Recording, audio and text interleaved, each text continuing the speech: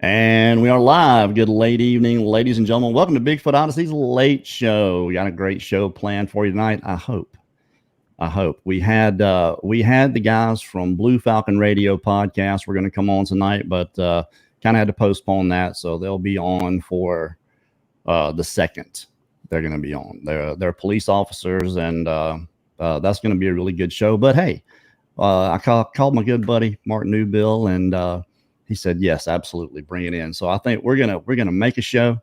I'm your host, of course, Kerry Arnold, here with me, as always, my awesome co-host, Brad Hatcher. How are you, sir? I'm sleepy. How are you, Kerry?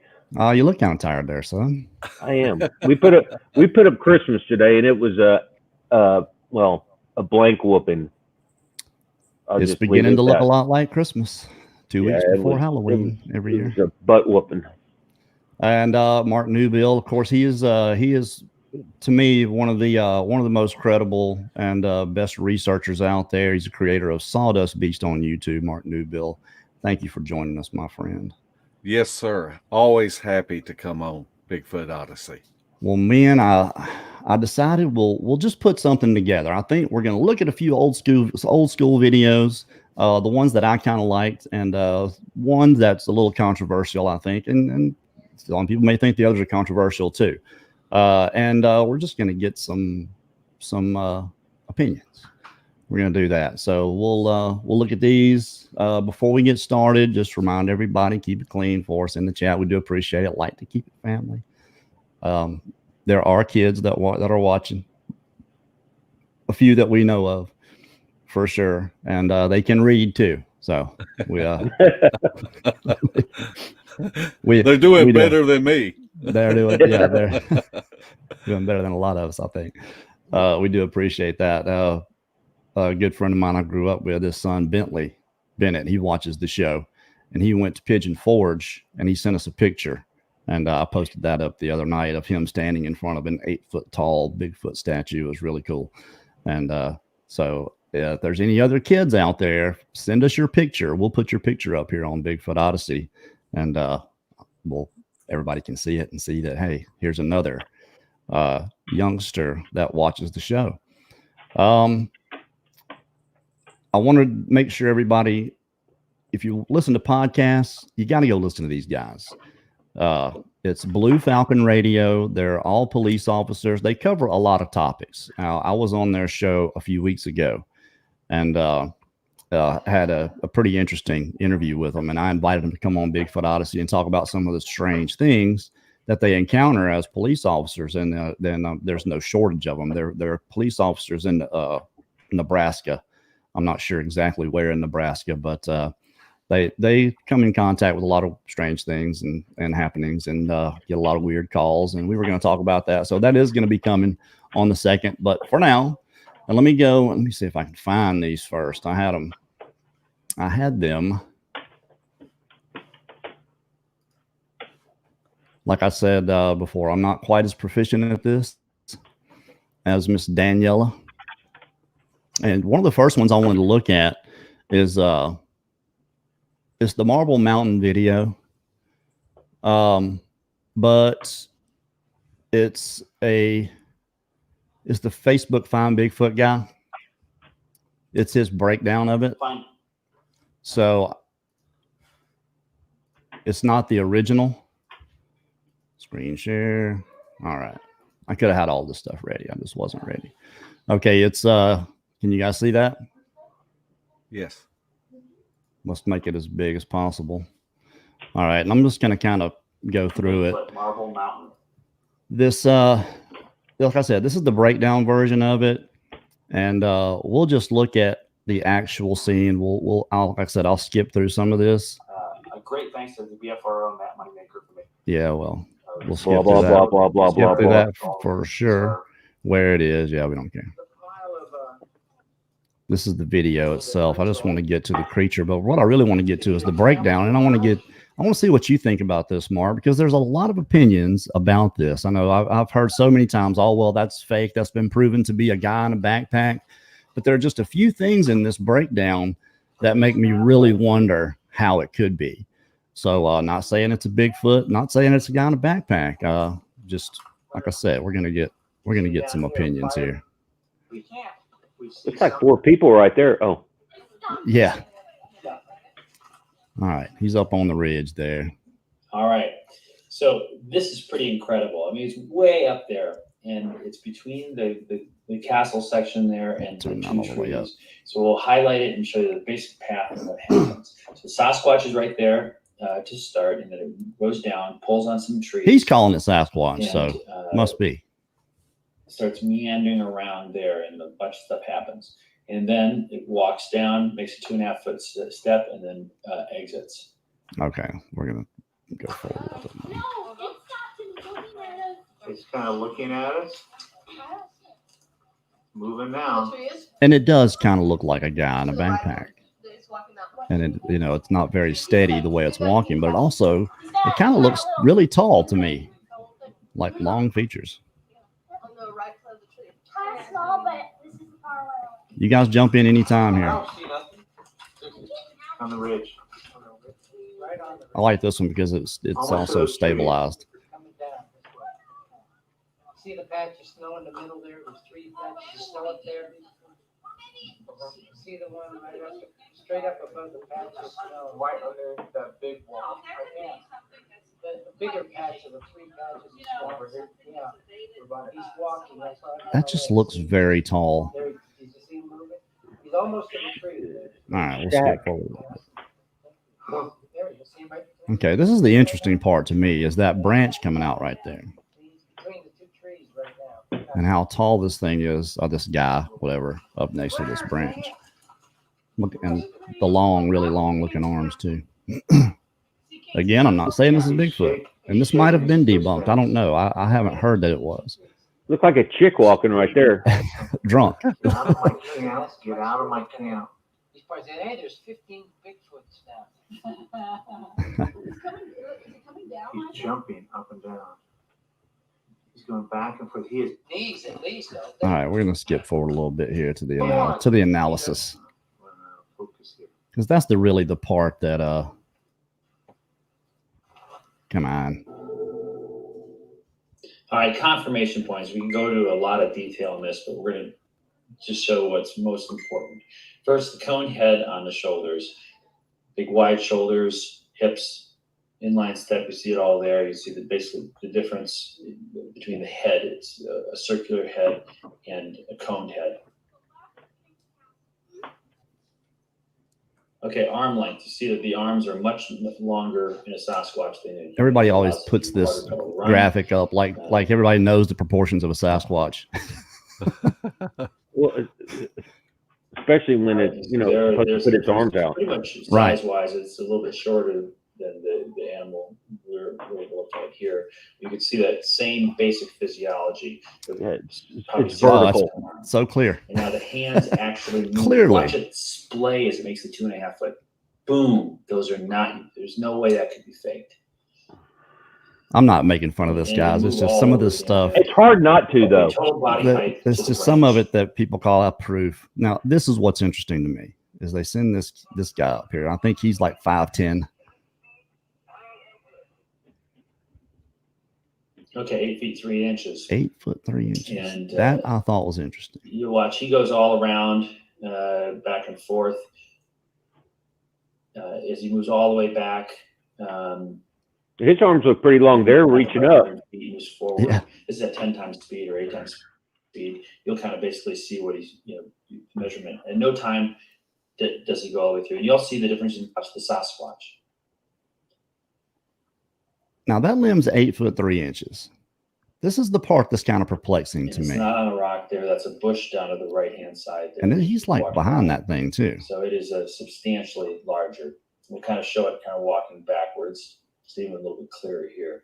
Moonwalking. Yeah, that makes it all up. Maybe like they say, it may be 10 feet. He is maybe 9 moonwalking, feet. isn't he? It's very, very tall. Okay, that's I think that's enough of that. So, Mark, what do you make of that? I mean, this has been gone over so many times, and the reason I wanted to show this particular thing with the breakdown is the part I can't get past. If it weren't for that limb at 8'3", I would agree. Yeah, that's probably a guy in a backpack. You know, he's broadside out in the open, just walking on the crest where you can silhouette him very easily. You know, not typical Sasquatch behavior, but you know, who the hell knows what typical Sasquatch behavior is?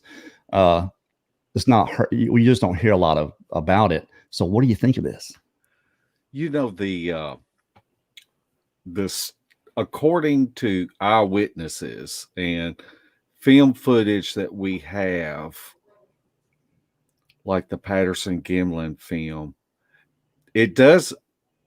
the figure doesn't really have that profile that we expect to see. Right. But the height difference is something that leaves us scratching our head about. Could if it was a person, could they have been just a tall person and maybe moved over 3 feet from where they did the reenactment, and it makes them appear taller? So, you know, that there could be angle, but it's so far away. You know, Yeah. you'd have to move over a pretty good bit, I think, to make it that much different. I mean, you saw the guy, he's standing under the limb. You see this creature, person, whatever, walk up toward it and behind it. And when he's behind the limb, where he is, and I think they're filming from about the same place. They said they were. It's still taller than the limb, even when it's behind it. And yeah, there was at one point it showed it was at least a foot taller. I mean, 9 feet tall. We hear that a lot. Yeah. We hear, Brad, what do you think? What do you think of this? Have you seen this before? I have seen it before, and What'd you think of it before this? a neat catch. Yeah. I don't think it was definitively one or another. It's hard to say. It's when it does a little pirouette, like it's walking on a balance beam. You know, Right. I don't know. It's you know, I can't go one way or another on it. I mean, yes, it's you know, when they tried to do the comparison, you know, that showed obviously that the person up there that they sent was a lot shorter, but there wasn't. I can't tell. Right. It doesn't seem like it's really bulky. No, but I mean, It's not body wise. It seems pretty lean. right. And we get reports of, you know, tall, skinny Yeah. Sasquatch, you know, all the time. And, you know, body type notwithstanding, that height, it just, when I saw that, I was like, this is definitely changes the game a little bit, I think. If they would have been able to find some foot track or hair sample or anything else, I mean, it kind of has that apex look to the head. It has long, you know, very long arms. It looks really tall coming down the mountain, just the way it's walking. I'll say he. I'll call it he or she or shim. Because we don't know. It could be male, female, who knows? But, you know, I'd heard, you know, yeah, they debunked that. That was a guy in a backpack. So that someone had come forward, you know, but, you know, 3 people came forward and claimed to be in the patty suit. So, you know, coming forward really doesn't mean a whole lot. And when it comes to debunking this Sasquatch stuff. But I mean, that's from the year 2000. It was videotape, magnetic tape. And so it's very degraded, and especially transferring it, you know, to a digital format, it makes it even worse. So it's not clear, but the whole height thing. And hey, if anybody in the chat right now, if anybody knows for sure that has been debunked, put it in caps here for us and let us know. While we're getting this other video, I got one of my favorites that Christopher Noel ever did. My favorite all time of his is the woodpile thermal. Now, I think he got it in 2008. They showed it on Finding Bigfoot, and I like hearing him break the whole thing down. And so we're gonna look at that one right quick. I love this video. This was one of my favorite ones of his, and he has a lot of favorites of mine. Everybody see that? More than a year and a half ago, I shot footage of what I take to be the left forearm of a Sasquatch, here at the property of a woman who has had daylight sightings on several occasions. But it wasn't until just last week that a fellow researcher pointed out to me that there is a great deal more in this footage Now than that's his- I have that's ever his been hand. aware of. On the end of a board, and it's kind of fidgeting, looks like, just wrapping his hand around that board, and you can see those On the two night in eyes. question, she and I and two young women had built a dramatic bonfire. Every now and then I would step away and scan the tree line with my thermal camera. Later, reviewing the footage, I noticed the arm, and have long regretted that this is all there is to see. My friend, however, has now adjusted the contrast to bring out clear new information. Yes, the Sasquatch is observing us and our fire, and the heat given off by the creature's eyes shines out. We can even see the comparatively cooler top of the head and the right hand, fingers splayed. I like this because there's measurements in this Keeping also. these new image settings allows us to view the peaking Sasquatch in motion. A lot of good context in this. From a slightly different angle, we can see the left arm again, this time making a fist. And for just an instant, we can find the head again, too. And notice that the left arm is extended farther, and that the board it appears to be resting on is extended as well. Pulled it out. Compare its length here to the earlier shot. It seems the Sasquatch has actually adjusted this board, perhaps to achieve a better view. Christopher's so stoic, the way he talked. Luckily, the No, he is. habituator took a daylight shot soon after our close encounter, so that we can see just how close the woodpile is from the ashes of the bonfire, probably about 30 feet. Also, we can now tell how very low to the ground our visitor kept in order to avoid detection and to spy on us through this opening here.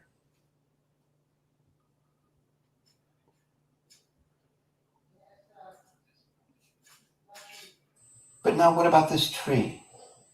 If we could measure its width, this would provide revealing scale. The other day, the habituator did just that. It seems the tree is close to 7 inches thick, but just to err on the conservative side, let's say it is 6 inches thick. Extrapolating, this gives us an eye width from midpoint to midpoint of 4.75 inches. My own eyes, and those of most human beings, are a bit better than 2 inches wide. Therefore, we can represent my size here in red.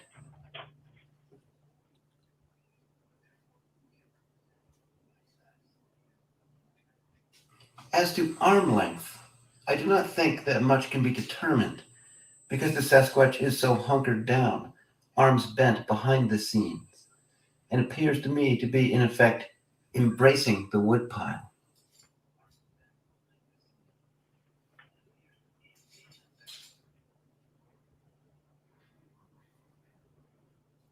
Like I said, one of my favorites, man. And who else gets this Wyoming video after every other video that if I put a Bigfoot video up, helps us bring you programs you love. oh my Go god, to What in the wyomingpbs.org. Click on every single time. That is the next video. Consistently. They have titled and tagged that thing perfectly because and probably written, a book in the description, which is all, things that help you get your video seen on YouTube. Every time I see it, whatever it is about Bigfoot, every time a Bigfoot video, that video is next every time. Anybody else? and I try to get rid of the history, and it still comes back. Yeah, Cashew. She always gets the Wyoming video. So you get it too, don't you, Brad? Oh, I get it every time. If I ever fall asleep in one, bam, when I wake up, it's learning something about Wyoming. So what, you've seen that before, right, Mark? Yes. What do you think about that? I think it's one of the better thermal footages that is out there, because being able to see the eyes and where it was hunkered down at, and Right. then you see the arm come out, and it definitely adjusted that board that was there. And Oh yeah. you just don't, humans just don't have that kind of stretch. It would have to be two humans back there to be Yeah. able to make that stretch like that. Well, what were the eyes? 4.5 inches apart. Yeah. And what are ours on average? 2.5. Yeah. Mine are probably a little closer. 2.25. Well, everything Chris does, I think, is really good anyway. Yeah, well, like I said, that's from 2008, and what I liked about it is there's a lot of good context there, and what you can pull from it is, you know, looking at the reason he was there was to do a Sasquatch investigation, because this woman had been having, you know, she had a sighting on her property, several actually. So he's there, catches this on the thermal, doesn't really know what he's getting in the moment, which I think is too bad, you know, because I think Chris might have actually walked over there, but you know, he knew he was catching something there, and he kept the camera on it long enough, but that they were able to do measurements, and there's, like I said, there's enough context to it that you can pretty much remove anybody faking anything. That would, as hard as that would be to fake anyway. The Marble Mountain footage. When was that? 2008? Yeah, that was in 2008. Chris was a lot more active. He traveled all over doing things. He, like I said, I think he had it on, that was on the Finding Bigfoot show. Chris was on that show, and they actually showed that woodpile thermal. To me, one of the best thermals out there. Yeah. So yeah, really good stuff. And again, I'm shooting from the hip here. I just said, look, if we're going to do a show, it's Sunday night. We normally do a show on Sunday night. We lost our guest. I'll call Mark up. We'll look at some videos. So so don't give us too hard of a time here. We're really trying. I think the videos that I picked are interesting anyway. The next one that I wanted to look at is to me a really good one. It's But it wasn't until just last week. Okay, I got this turned way up. I wonder what kind of thermal he used for 08. I don't know. We've got a lot better stuff nowadays. Here it is. I'm gonna back this up, and I want to say this is also a breakdown. It's not the actual. It's the actual one, but I like getting the breakdown ones because they do all the work for you, you know. And this is the Mike Green Bigfoot thermal. Again, I paid $20 to see this when it came out. It was a .com, and it was a paywall, and I paid because of, you know, I saw the interview with him and what he was claiming, and this is it right here. And what he had done, he had gone to this place and put a Zagnut bar on a stump, set up his camera, and left. And this is what he got.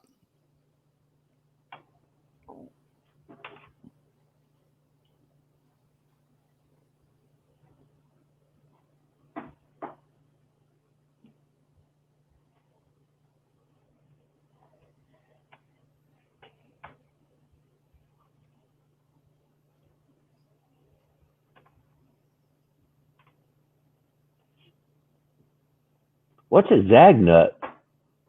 It's a candy bar, man. Where? Where is it?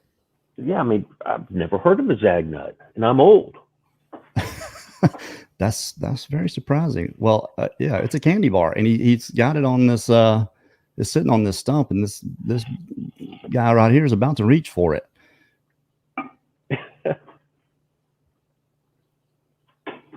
Then he runs away because it was bad. I don't know. I've heard of them. I don't think I've ever had one though.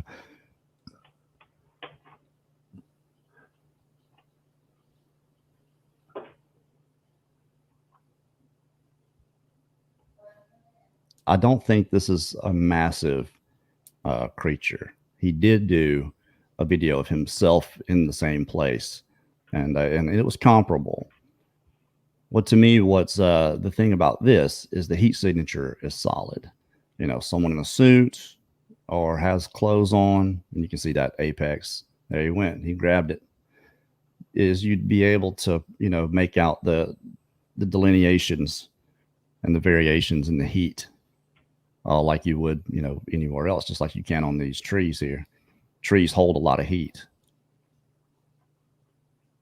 Especially if that thing's 12-year-old thermal. Yeah. This was 11 years ago, I think. Yeah. Again, not the best. And then you're talking about But still being compressed and then uploaded to YouTube.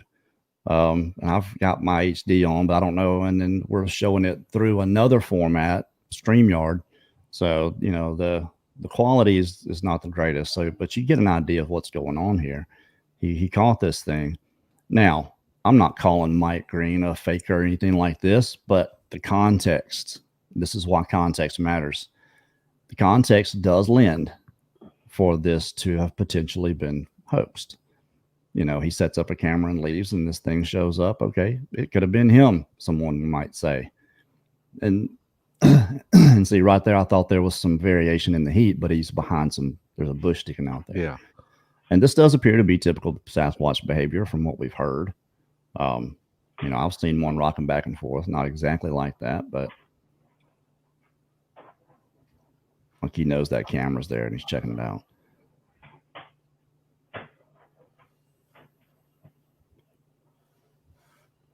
I think we're just about at the end of it. But for me, seeing this, you know, when I did see it, I think he didn't put it out till 2010 or later. This was epic as far as I was concerned. You know, that was, I was like, this is it. You know, somebody's got, you know, one of these things on camera moving around. But, you know, as time goes by, things come out. That I would tell anyone, you know, do your own research. Don't take someone else tells you, someone's hearsay, and then throw it out there as this is absolutely what happened. This is the bombshell. The way they pronounce their words and things. Oh my. I don't know who that was. I might have been Popcorn Sutton because I was watching the moonshine thing. So that might have been exactly who that was. Popcorn is my ex-wife's cousin. Really? Yeah. Interesting. Yeah, I have met him, and when he was living, I've actually had some of the apple pie. Really? Right out of his own stock. It tastes like you're taking a bite of apple pie. It's that good. Now, I've had the apple pie that you get from the Smoky Mountains when you go down there. We used to go there every year.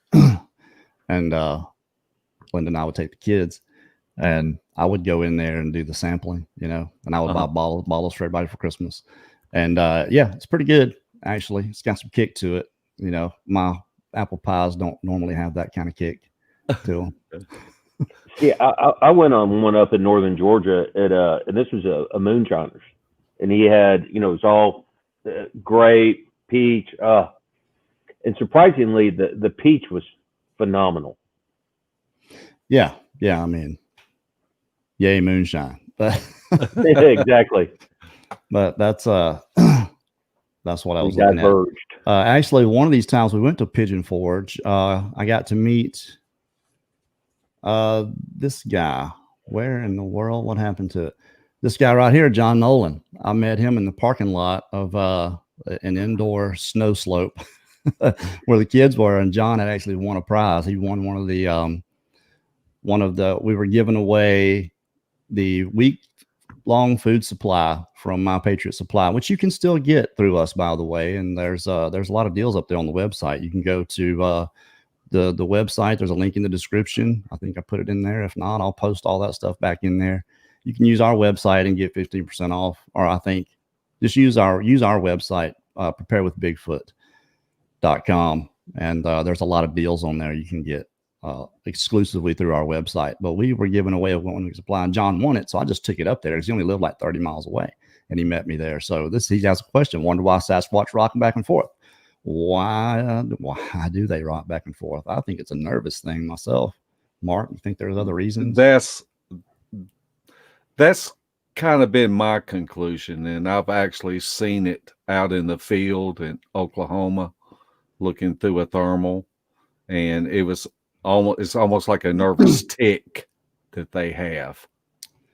Well, I was about 80 feet away from one, and he didn't move until I moved. When I moved my hand, that's when he got upset and he started rocking back and forth really fast. And I was thinking, for a long time after the fact, I'm thinking he was just, which way am I going to go when he pulls that gun up? But I think it's actually a nervous thing that they just do, that they just have to move. You saw that twitch with the hand on the woodpile thermal.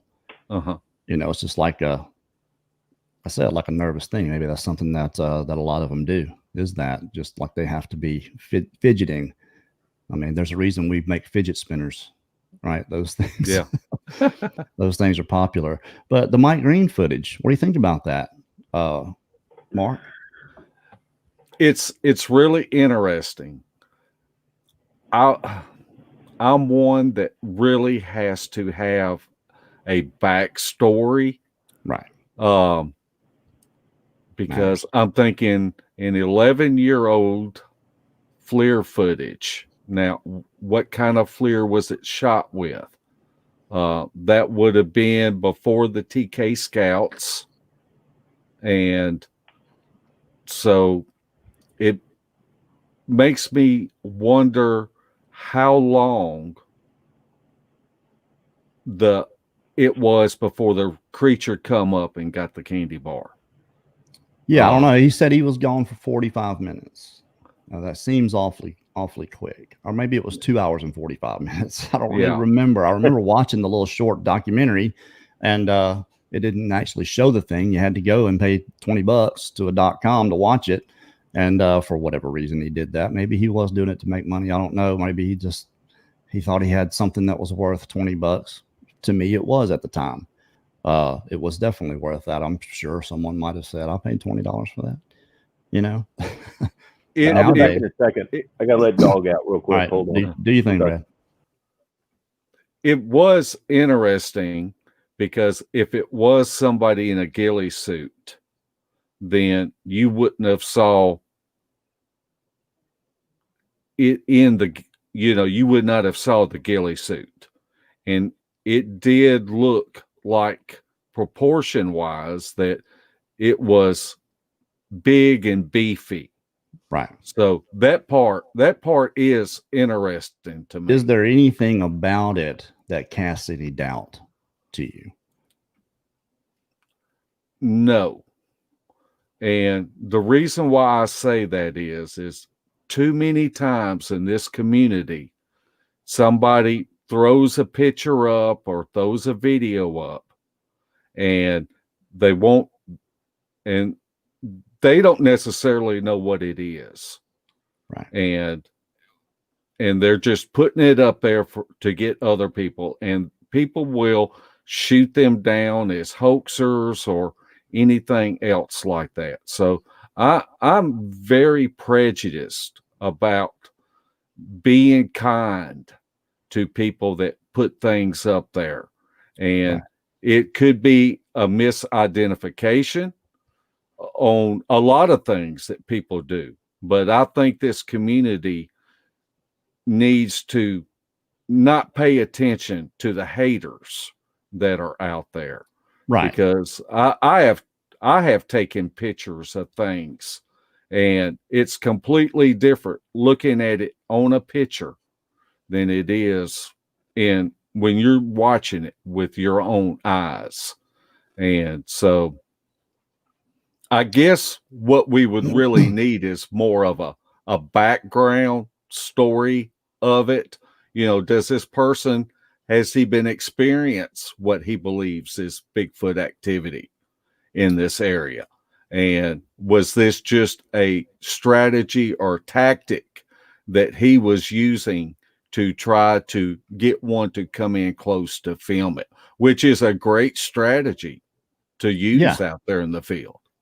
I think he had experience while he was in his car. I think he had like a Subaru wagon type of vehicle, 4-wheel drive. And I think he had an experience in his car. I mean, I might be completely off base here. This is kind of what I remember. And had heard a lot of things going on in that area. I don't even remember exactly where this is. But you know, he had a really good reputation before this, not known to be a guy that made up stories or anything. And he sets this camera up just on a tripod out in the open towards this stump, and puts his Agnet bar on it and leaves, and, you know, catches a whale.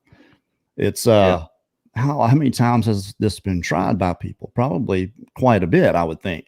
And to me, I'm not saying it casts any doubt.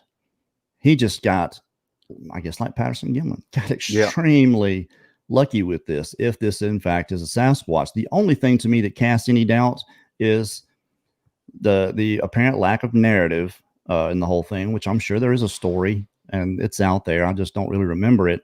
But the lack of context available, that it's as simple as this: you go set up a thermal camera, put a candy bar out and leave, and you'll catch Sasquatch. That's just probably not ever going to happen again. You know, maybe lightning will strike and it'll happen again. That's the only thing that kind of casts anything on it is, could it be him in a suit? Because he's the only one there. And there was another video that I wanted to show, and I couldn't find it. It's a guy. It's pretty recent. I think it's like this year. He's out and he catches this, just like you saw right there. It's like orange, I think is hot, and blue is cold. And it's not far away, probably 50, 60 feet. And you see it walking several times between trees. It's leaning out. You hear something hit the ground, and he's talking about rocks being thrown, though you never see that motion of anything being thrown. And I was trying to find that. I wanted to talk about that video especially, and I'll talk about it a little bit now. I'm not discrediting the guy. I'm not at all. But I think if you're going to make the effort to go out there at night, and Brad, I'll let you add yourself back, or I'll do this. Get swapped back around. I got to be in the right spot. If you're going to make the effort to be out there and you catch something like this, okay, where you have this upright walking, you know, man-like figure in front of you, and it's 50, 60 feet away, if you don't go toward it and try to get some kind of reaction from it, a yell, something where someone can't say, hey, that's somebody else out there and you're pulling our leg, whether that's the case or not. If you don't do that, it might as well be that way. Why are you out there otherwise? This is the sacrifice that we're talking about when we do this expedition to Florida in March. That's coming up. We're going to be going back down to Florida to do this expedition. Mark Newbil is going to be joining us. Brad's going to be there. Mogollon Monster is going to be there. Several, you know, of the same guys that were there going before are going to be down there. We're going to do this, and that's what we're going to do. If we catch something like that, we're not going the other way. We're going to go in after it. We're going to get something out of it. That way people can look at it and say, oh, wow, they really are there. Remove that doubt immediately. Otherwise, what is the point of being there? You see what I'm saying, Mark? I'm not saying he didn't catch a Bigfoot, but because of the way he behaved. I don't know who this guy is, and I'm not coming down on you at all, dude. I kind of get it. You know, you're out there by yourself. That can be a scary proposition just to go in after one. But I mean, if you're going to go that far, go get it. I mean, what's it going to do? Probably scream at you or run away. Either way, you're catching both of those things, probably, if you got your camera going at all. And he had a good 2 minutes of this. You know, it was hard to tell one way or the other if it was faked or not. There were a few things in it that I thought might be questionable. He made it a point to say he was out there by himself. And then the thing walking back and forth several times, that could be, hey, just walk back and forth, make sure I get you on camera type of thing, But because he didn't go up there, I'm able to say these things now. You see what I'm saying? Did I show you that video, Brad? I don't think so. I'll have to find it. I'll look. Okay. Someone sent it to me, and I couldn't remember who sent it to me. People send me so many things. I went back looking for it, and I was like, oh. But that's my whole point is someone is going to have to make that sacrifice. Most researchers now, and I'm talking about you and Larry, Mark, I know what you guys do. You guys have the Sasquatch come to you. But most people that go out and research Bigfoot aren't really looking for Bigfoot. They're looking for evidence of Bigfoot. They're looking for the tree breaks. Are they even in this area so they can set up and do their thing? Who goes out and goes after them? To me, not a whole lot of people. Mark Zasky used to. He doesn't do it anymore because Melanie's with him. What are my dogs chewing on? Get out of here. Bucky. Hey, at least yours didn't have one touching cotton, so. Get out of here. Yeah. That was lovely. I guess I missed that. Now, my one that's 13 and a half years old, when you get a whiff, you got about 2 minutes. Oh. So, yeah, gotcha. I didn't want to press it. Enough said.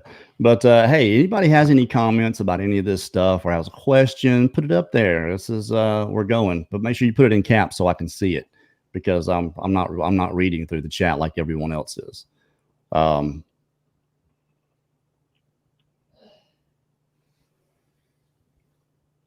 Mike Green, a credible guy. I think this video stands the test of time to this point. Like I said, that's the only thing is it's a setup type of deal. It's not like him holding the camera and catching this thing. And to me, that's the only thing you can call into question is that.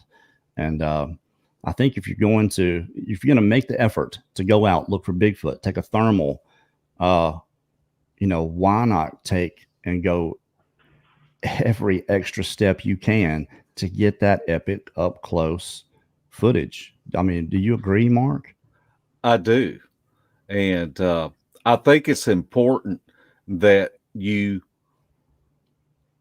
if you feel like that there's activity out there, then you need to comb that area and you need to look for things that are out of place and look for things, the not so obvious things, such as tree breaks or tree bows or X's or anything like that, because they may just be traveling through that area.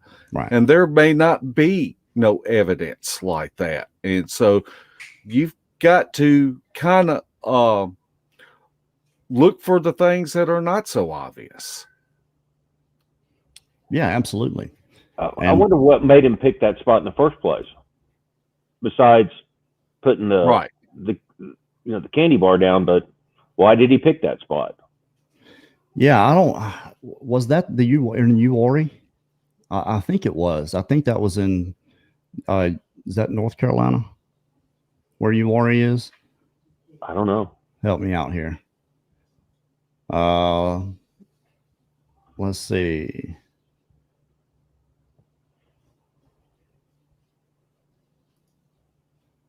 Carrie Anarchist, Carrie, we do it outdoors thermal from Salt Fork State Park in Ohio. Is that the video? Okay. Thank you. Let me see if I can find it. We do it outdoors. Let me see if I can find this thing. Where's my search bar? Yeah, I've been to Salt Fork, and it's a pretty awesome place.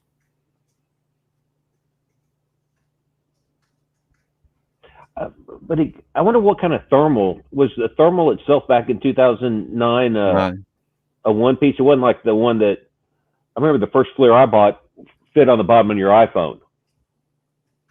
Was it an add-on like that? I think I don't think they had that out yet in 2009. Okay. Aha, here it is. This is it. Thank you, Karen Anarchus. I looked and looked and looked. Karen, was that you that sent me that to begin with? It might have been. Here, let me. Oh my God. What is that smell? That's a little over the top. Yes. Got the infrared here. Hey.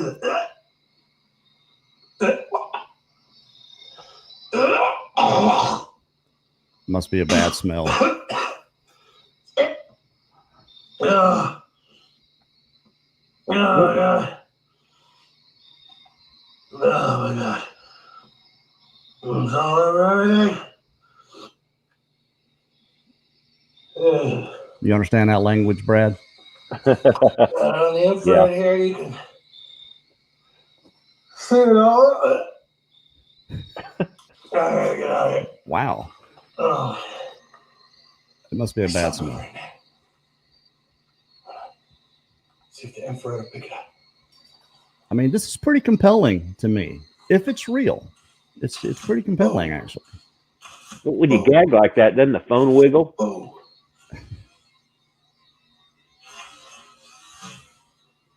Whoa. Whoa.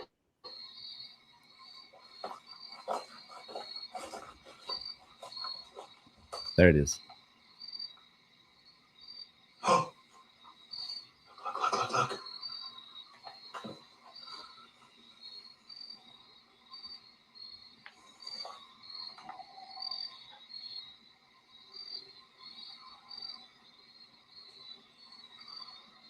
I saw it. Through the fog. He's filming the screen with his phone, I think. And that's just terrible, terrible. You can't even read the temperature hardly on the bottom. It's that blurry. It should be a lot better quality. He probably sees it a lot clearer. Oh yeah, you can see where it was holding it. Huge area. That's my hand. Sorry, this is awkward. I'm by myself again. Oh wow, you can still see the heat off of it. Hope you guys saw that. A little glimpse I got of it running up the hill. I'm gonna leave this here. I'll leave this here. I'll leave that right there.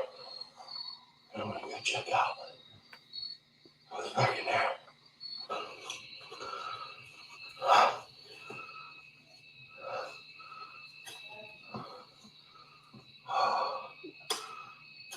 Oh, what's that?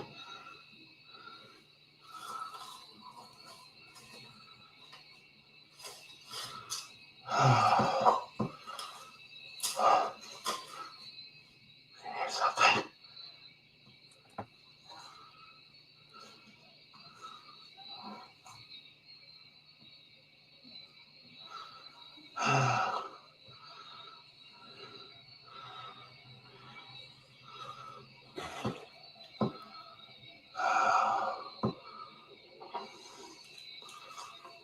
He needs that light you got, Brad. Here's something up here. Back in through here. Oh, right there. Whoa.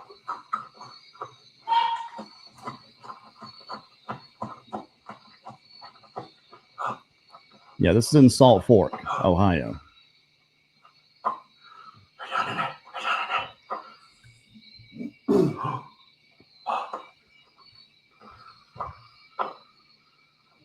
Oh, in the trees. It's in the trees.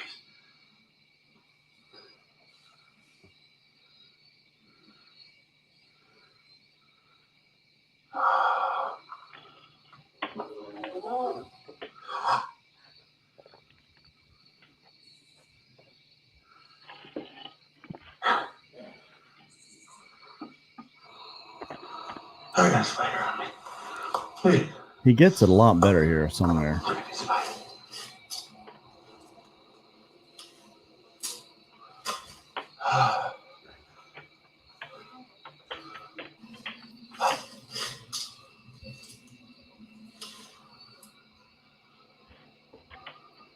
Oh. Oh, I don't see it. Oh, there it is, there it is, there it is. Holy Jesus. Jesus.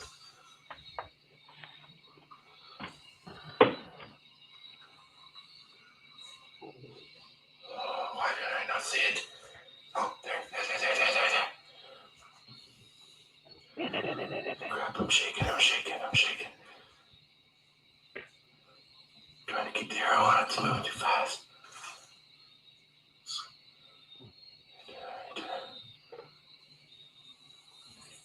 Right there. If that's somebody in a suit, they're walking around out there in the dark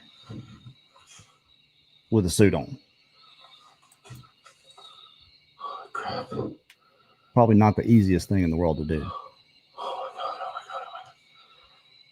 Oh my god. Oh my god. Oh my god.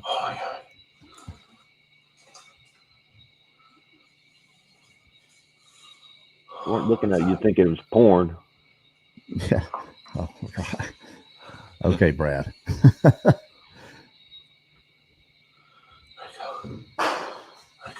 go.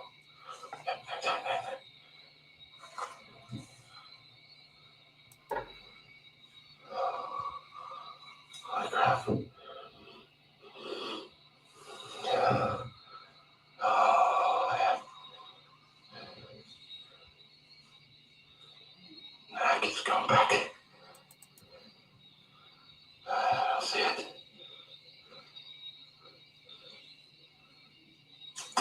Jesus.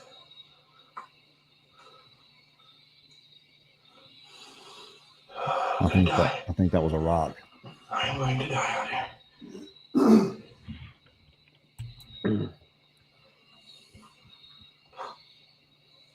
Is that it?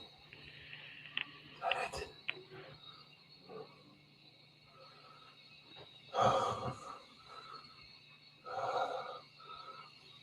my god, I think that's it. Oh my god. Now, that can't be that far away. Somebody. That's got to be pretty close. Oh, where is it?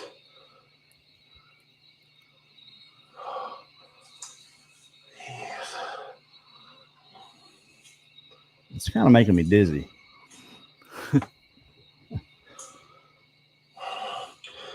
Damn trees.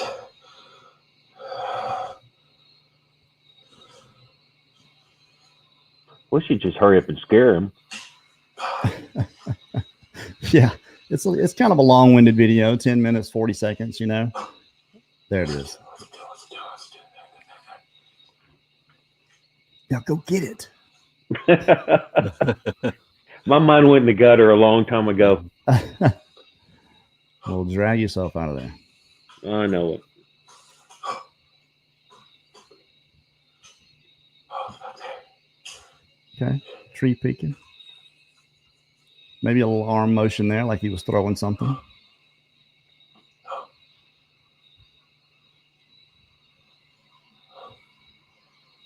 There we go.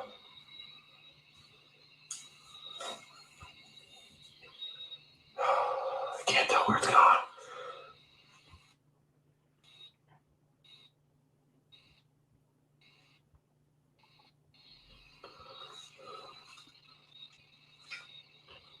Oh my god.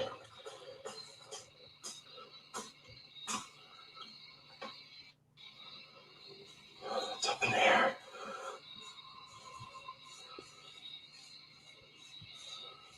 Oh.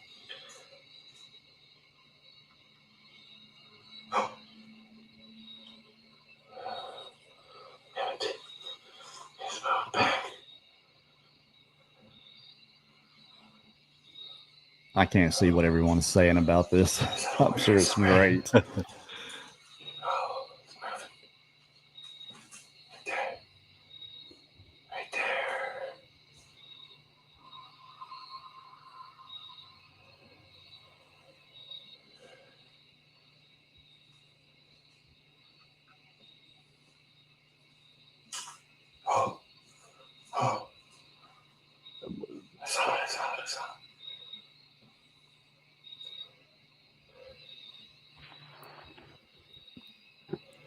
Yeah, he's not getting very good reviews in the chat. Jesus. Oh, dang it! I was talking. Let me get it back that little part up.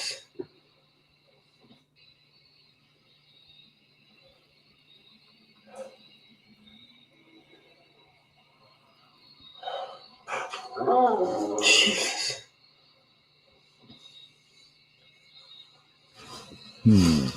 Finding Bigfoot roar. God damn. Bleep. There we go. Finally a cuss word. And then he runs away.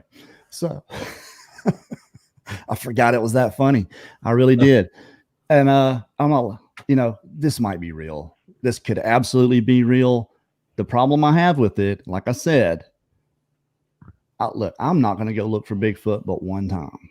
And when I go do it and we catch something like that, I'm going after it. I've painted myself into a corner at this point. I don't have a choice. I've got to go after it. I've said it so many times. I'm going to go catch it. Not catch it. I'm going to go get really good up close footage if I can get it. I'm going to put myself to the hazard to catch it. That's what you got to do. There's too many questionable things in this that he left himself, even if it's real, he's left himself open to question. Mark Newbil, let's get your take on this. It was kind of over dramatic in parts. Somebody said send him $20 for acting lessons. I forgot who that was, but that was a good one. And I don't, you got to kind of look at, you have all different types of personalities and the way different people will react to things. But here I go again. What's the backstory? How close is he? How far out in the woods is he? Does he feel safe where he's at? Is he in eye shot of his vehicle? Because he does seem really dramatic. Now, if you were 100 yards out in the woods and you're seeing something like that, and you can tell his anxiety level is through the roof, how far would you be able to push yourself to keep moving around and trying to catch it on that thermal? Yeah, okay, say you're out there, Mark, and you've got this on camera and you're probably not acting that way. Even if it is throwing something at you, maybe you're talking to the camera or the phone or whatever, but you're not freaking out. Obviously, this is what you're here for. Okay. Yeah. And you've got this. Are you just going to run away eventually? As long as you got that on camera, aren't you going to stay there and get as much, even if you don't go toward it, aren't you going to stay with it as long as possible? I feel like that I would. Of course, you do not know what you're going to do until that situation arrives. But I agree 100%. And whoever did this, if you're watching, I'm not calling you a liar. You may have a Bigfoot right there. What I'm saying is, if you're going to do that, if you're going to make the effort to go out there and catch this, you got to try to go after the thing. You just have to. Yeah. At this point of everything we've been through, we've seen this.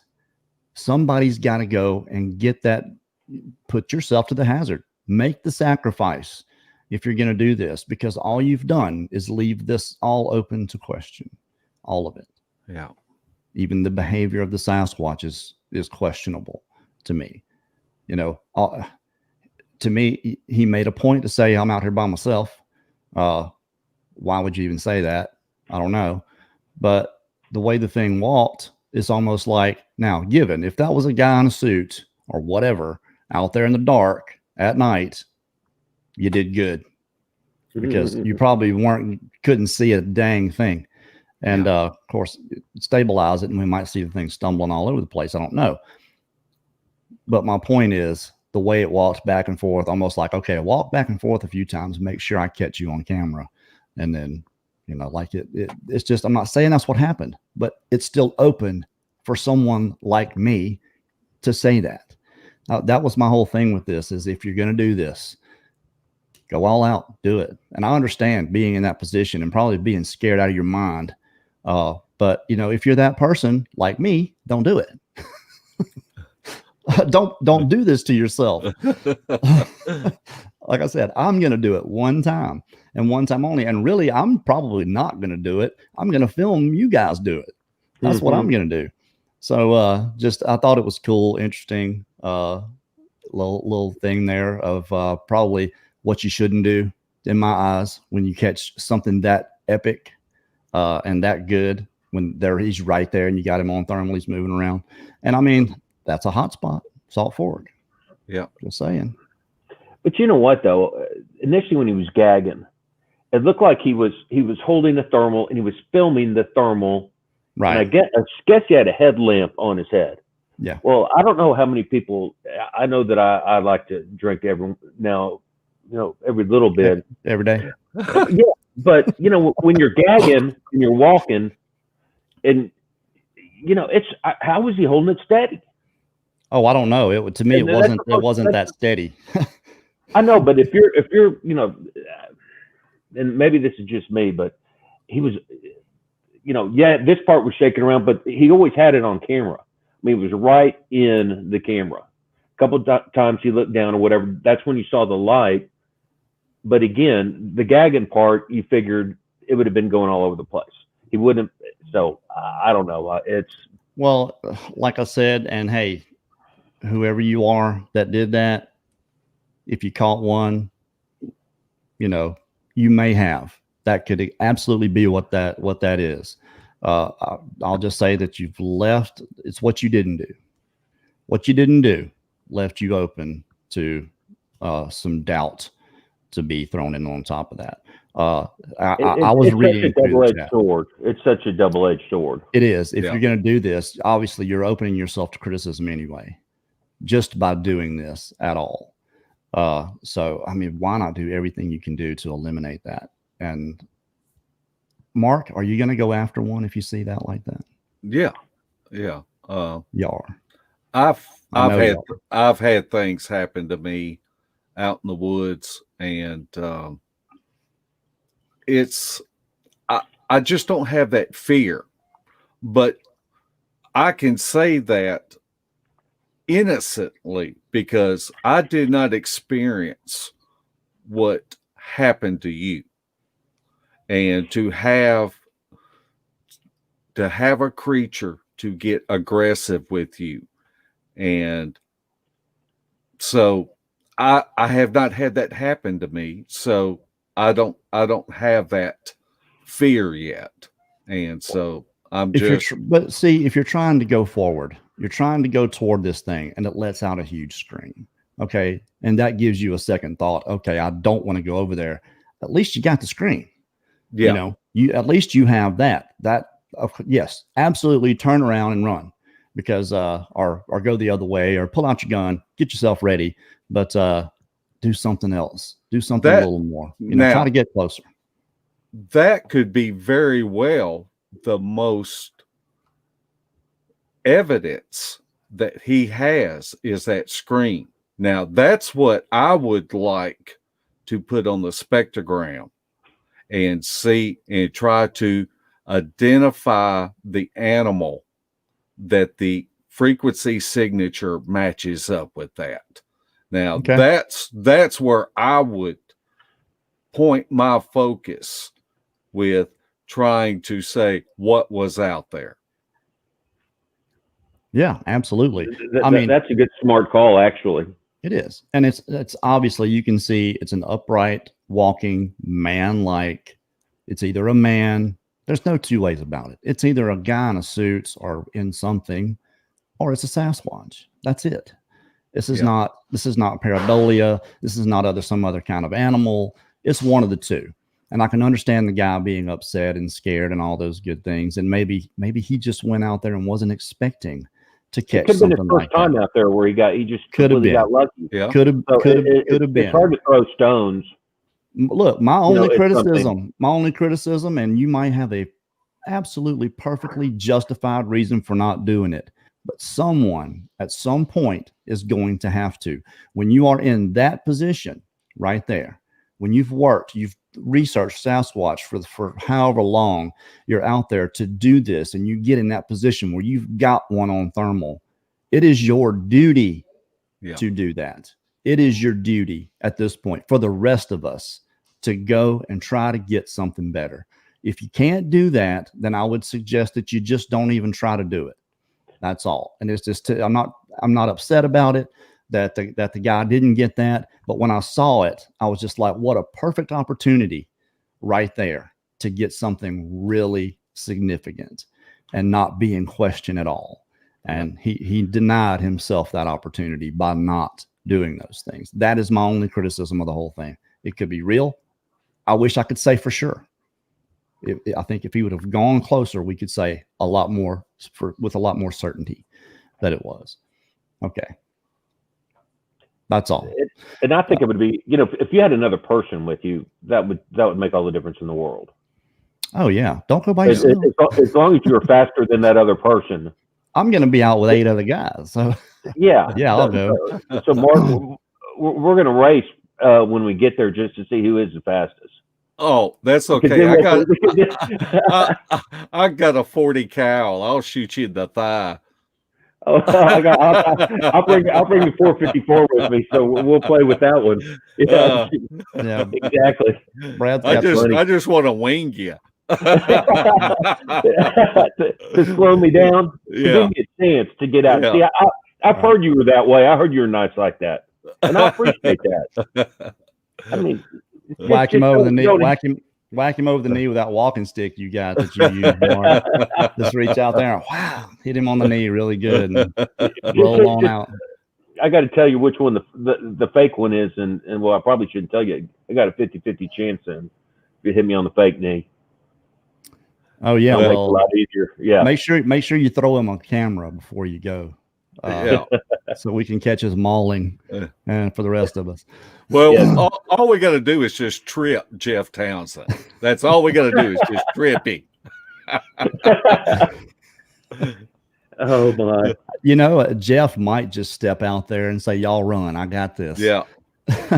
Felton T. The dogs' names are Jester and Bucky, and the reason I named them that is because Jester, he has a mask. Just like the old court jesters, you see where the mask comes down right here and it's tan and pretty colored. And Bucky has got one black patch over his eye like a pirate. So he's a buccaneer.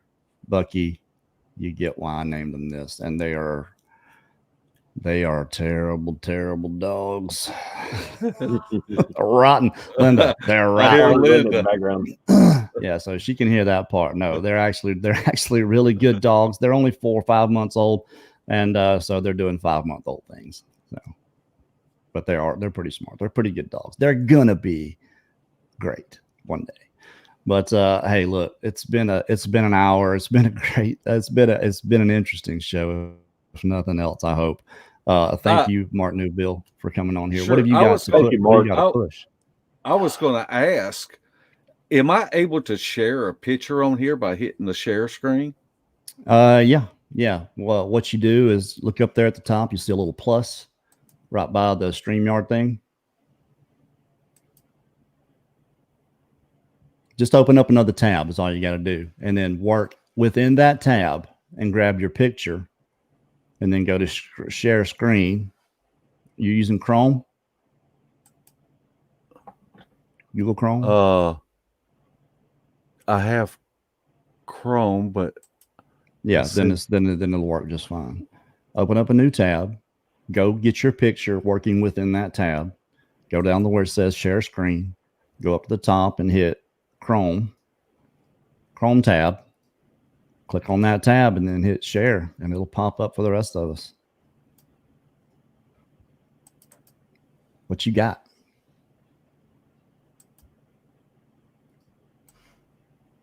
Can you see that? Not yet. No. Okay. Oh, we have to add it. Duh, you did it. There you go. Wow. Where did you get this? Shelley Reed and Shelley. Patrick Newbil found Wow. this track. These are the trackways that we found. And there was big ones like this, and then there was little ones at LBL. Oh, wow. And I have done a mini documentary that I released last Thursday night on these trackways and us casting these tracks. And so if you want to watch this documentary, go to Sawdustt Beast and see these tracks, and we got videos of them and pictures. It's just amazing. And Those are good. It's where we believe this booger came out of the woods, and they were coming down the water. The lake is at Winter Pool, and it looks like that they were coming down there and getting mussels. And because we found broken mussel shells all over the place. And that looks like 14.5 inches. It was 14.5 inches. And that's a big foot. And period. so, and we casted them, we documented it, filmed it, and I've put together a little mini documentary on Sawdustt Beast. And so it's pretty cool to find something like that. But well, this is our proof. This should be proof right here. Yeah. Okay. I'm not saying that someone couldn't fake this, but again, what do you look at? There's a reason that I asked Mark Newbil to come on this show to talk about someone else's videos, because there's no one more credible in my eyes than Mark Newbil. Everyone sends Mark their audio to go through. And for Mark to catch this, that's like Jeff Townsend seeing one, Yeah. You just know he saw it. This is incredible. It's absolutely incredible. Those guys that we had on Friday night, James that went to Brown Springs and got that trackway, you have to look at the person, their credibility, their whole reason for doing this is pure. And that should be proof to me. That's solid evidence. Absolutely. How fresh was that, Mark? Brad, there was old prints and new prints. Oh, wow. Different size prints. A lot of baby prints that were out there. What about activity, man? What kind of activity did you guys do? That's one reason why we held the meet and greet there, is because we have had activity there. And we believe it is Bigfoot activity that we have experienced there. So that's why we decided to hold the meet and greet there. I've heard both ways. I've heard people say it was great. I've heard people say it was lame. And I guess it just depends on what day you go there and what you're doing to elicit a response, whether it's a great experience or a lame one. Yeah. So that's awesome. It is. It's absolutely awesome. So go right now. If you're not subscribed to Sawdustt Beast to begin with, there's something wrong with you. Just saying. Go and subscribe to Sawdustt Beast and watch this documentary. I'm going to watch it tonight, as a matter of fact. Get your dip. But I get you a fresh dip and buckle up. I did tell Linda I would make this an hour-long show. So we're a little bit over, but Mark, thank you for coming on and doing this. I appreciate it. Brad, as always, thank you for taking the time. I hope everyone had a fantastic Thanksgiving. I'm driving out tomorrow to go back to work. And I'm working on the episode. I'm probably halfway, about halfway, but there's a lot to it. So just know that I am working on it, and it's coming. I'll get it when it's done. It'll be done. No promises as to exactly when. So thanks, guys, for showing up here. Thanks, everybody. Go watch that documentary right now. Good night. Good night.